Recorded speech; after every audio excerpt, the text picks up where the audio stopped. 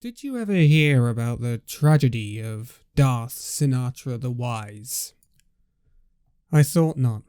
It's not a story the Overwatch League would tell you. It's now legend. Darth Sinatraa was a dark lord of the shock, so powerful and so wise he could use the Force to influence the heroes to create trophies. Hey guys, how's it going? It's Danconia here and welcome back to Overwatch. So, enough with the silliness. It's about time we addressed the elephant in the room. Sinatraa has left the San Francisco Shock and the Overwatch League and has become a pro, I mean if you can call a game in beta, a pro in Overwatch in Valorant. So, this is the first casualty of the highest tier of Overwatch to fall to Valorant. And, in all honesty, I'm not too surprised. I thought there was something up with Sinatraa we haven't really seen in this season. He hasn't really been streaming Overwatch. He has been streaming, but he hasn't been streaming Overwatch. You can guess what he's been streaming.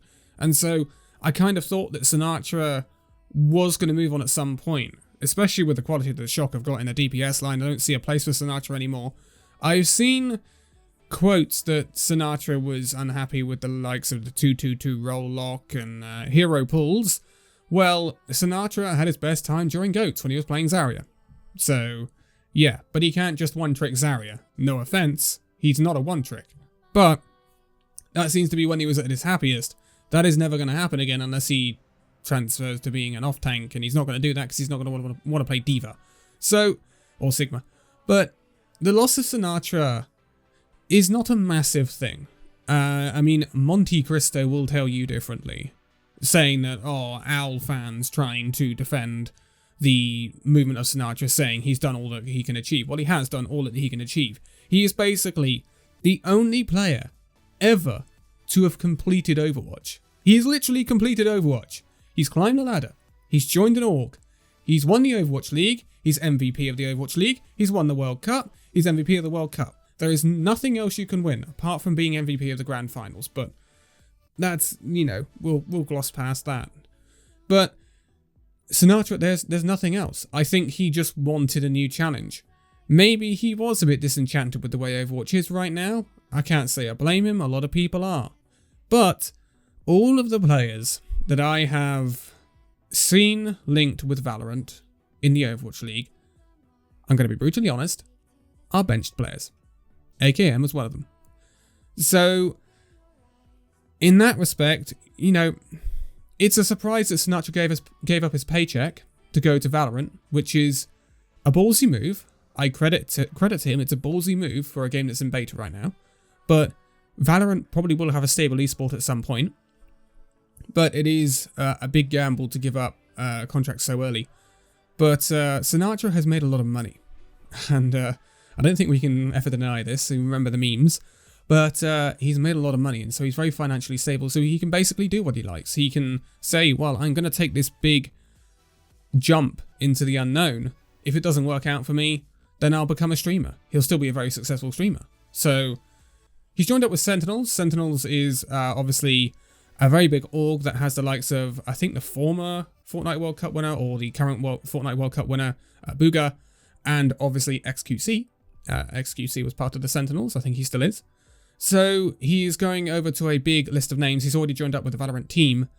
And, yeah, I mean, Sinatraa is not the biggest thing here to talk about. And so I'm going to move on from Sinatraa. I've addressed Sinatraa now. We may include him in the conversation, but we've addressed Sinatraa now. The thing to address is Overwatch Esports. It's simple as that. And I'm not just saying Contenders anymore. I'm not saying Tier 1 or Tier 2 or Tier 3. I'm saying Overwatch Esports. Because all over it's a shambles. It's becoming a shambles. I made a video a while ago talking about Tier 2 and Tier 3 and how it was suffering very, very badly. And nothing's changed. It's only got worse. We have seen that one of the most historic teams in Tier 2 of Overwatch, Team Envy, has now left and will no longer be competing in Contenders. Their team has moved over to Team Doge, so credit to them, but it's still not brilliant, is it? We've also lost Eternal Academy recently.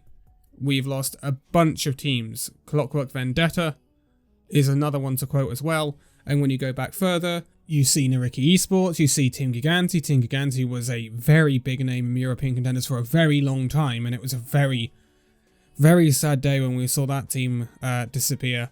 Also, pretty much all of the North American Academy teams now, from Montreal Rebellion to Atlanta Academy to all the way to Mayhem Academy, and people like that just don't exist anymore. So clearly, something isn't working, is it, Blizzard? So, in recent times, the Overwatch League has kind of been untouched by this, but now we're hearing more and more of unsettledness at the Vancouver Titans, not necessarily down to the league, but more down to their players and the coaching staff and the way it's run. Boston Uprising, their owners don't seem to care anymore. They just don't seem to care. Don't know what that's about, but they don't seem to care. And then you've got the London Spitfire situation, which I covered a little while ago, where there was rumours that they wanted out, and they've gone for a massive budget lineup this year. Well, that could be due to Jack Edian's love of LoL, but again, it could also be down to the fact that the Overwatch League doesn't really provide a very exciting prospect right now. Now, of course, we are in the midst of a global pandemic, and that has had a very big negative effect on the league, because this was meant to be the league's kind of the proof of pudding, if you saw what I mean, for the Overwatch League this season, going on the road, going to all these different cities, and it was meant to be awesome. And it started off really well, and it's just not happened, and that's unfortunate. But these problems are not because of that. These problems are because of management.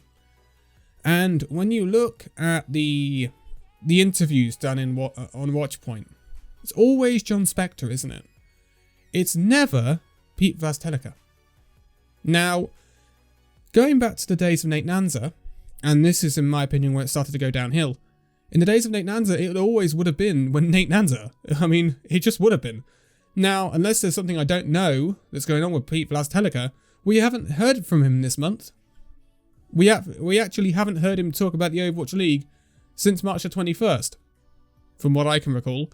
And that's not really good, coming from the Overwatch League Commissioner and the CEO of Activision Blizzard Esports. Is it? So, I suppose you could put it down to having a missing in action CEO of esports across Activision. Haha. Not looking good, is it, when you piece these things together? And I have defended the Overwatch League to the hilts in the past. Going back to when Monte Cristo left and he started blasting the league, blah, blah, blah. And, you know, Monte Cristo can be very hot-headed. I'm not a massive fan of the bloke, I'm not going to lie, but some of the stuff he says is true. And I think we are now starting to see some of that. I think Activision Blizzard Esports in general is being mismanaged, and Overwatch League and Overwatch Esports is being mismanaged. And I think that has to fall down to one person. I think there needs to be a shake-up at the top of Blizzard Esports. Simple as that, for this to change. I don't think it's going to change any other way, because they've either got blinkers on or something, but it's just not going to happen. They're not going to change it. All of the things that have happened, all of the teams that have fallen, all of the players that are gone, and nothing has changed. You can tinker around with the format of Contenders all you like. It's not going to draw viewers in. Now, moving on to the move to YouTube. I don't think that's necessarily a bad thing. There are two caveats to make sure that you take into account when talking about the move to YouTube. A, VODs. VODs are much easier to access on YouTube, and yes, the concurrent viewership live is possibly half than it was on Twitch. But when you look at the streams, the VODs of the streams, they're getting anywhere between 150k and 350k views a week after their broadcast. So people are catching up with it instead of watching it live. I think that is a change in the way it's consumed, instead of being a crash in viewership altogether. The lower ones tend to be the Asian region. That is understandable, because the Chinese teams, they are broadcasted to their fans in a different way. They're not broadcast for YouTube for obvious reasons, because YouTube isn't allowed in China. So that's not too bad. The other caveat, people would watch live if there were drops. There aren't drops. And to be brutally honest, that is mismanagement. Again, the Overwatch League organisers and Blizzard Esports should know that that was a big thing that was happening. People were putting on the Overwatch League on a Twitch tab, putting it in the background, and farming drops. That's what was happening. More than people give credit for. And so when you take that away, they're not going to put that tab in the background. And I think we've seen a lot of that this season. When drops come back, I think viewership might increase. But until then, it won't. And despite the pandemic, I think it has been slow to resolve this issue. And moving to YouTube, you should have had a contingency plan for this, because you knew you were going to move. And you probably will have known you were going to move for quite a while before you actually moved and announced it. So, again, it's an oversight and mismanagement in my opinion. I'd like to be proved wrong. So, all of this culminates in what we have today. A league that is not looking as prosperous as it was in the previous 2 years, for a variety of reasons. The pandemic is one of these. We have a tier 2 and tier 3 scene that is on the verge of collapse. And there are countless people pulling out of Overwatch for various different reasons, whether that is development decisions or whether that is esports decisions. When you look at the development of Overwatch, it has changed in recent months. Things are quicker, we are getting bigger updates, we are getting more communication from the devs. There needs to be this sort of sea change with Overwatch Esports. We need more communication, we need more input, and we need more commitment from Activision Blizzard. If that doesn't happen, then Tier 2 and Tier 3 will collapse, because there will be no incentive to play there. And if it does, there are no players to feed into the Overwatch League. And therefore, the domino effect starts. I have never been in a position where I have questioned my reliance on the Overwatch League in terms of content. Until now. This week, and this is why it's taking me a few days to make this video, because I want to get my thoughts into one piece, I've been thinking, what if it doesn't survive? I have never thought like this before. And it's worrying. At the end of the 2018 season, and even at the end of the 2019 season, it was very, very prosperous. It looked very, very good. It looked like we were going to go to this homestand format, and everything was going to be really awesome. And I was really downing on the naysayers. And my opinions have flipped. But that doesn't mean I don't support the Overwatch League. I absolutely do. I love the league. I love the idea of it. And it doesn't mean the content's going to change. I will obviously tell you if it ever did. But you will notice that in recent times, I've tried to move to doing more variety in terms of Overwatch. The coaching series, streams, you will notice a change. And that is me with a backup plan. I don't like to think like that, but when it's like this, you have to have a backup plan.